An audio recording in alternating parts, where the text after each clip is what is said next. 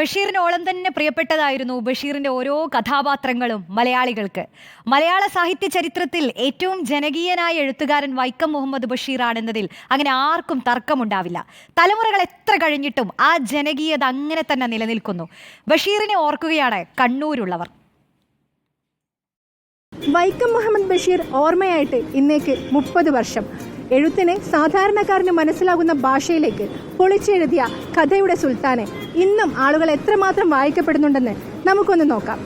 എനിക്ക് ഇഷ്ടപ്പെട്ടത് മറ്റേ മുച്ചീട്ട് കളിക്കാരൻ്റെ മകൾ ഇഷ്ടപ്പെട്ടത് പ്രേമലേഖനം. ഇത് സാധാരണക്കാരന് മനസ്സിലാകുന്ന ഭാഷയാണ്, പിന്നെ അദ്ദേഹത്തിൻ്റെതായ ശൈലിയാണ്.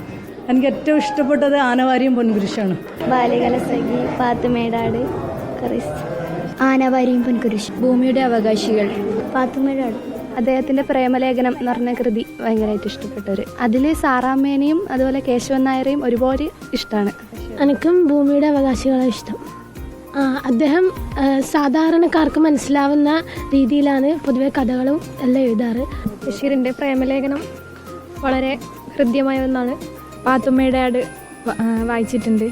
സാധാരണക്കാർക്ക് മനസ്സിലാവുന്ന രീതിയിലുള്ള സാധാരണ ഇടപഴകുന്ന പോലെ തന്നെയുള്ള ഭാഷാരീതികൾ ഉപയോഗിച്ചുകൊണ്ട് വേഗം മനസ്സിലാവാൻ വേണ്ടിയിട്ട് പറ്റിയിട്ടുണ്ട്.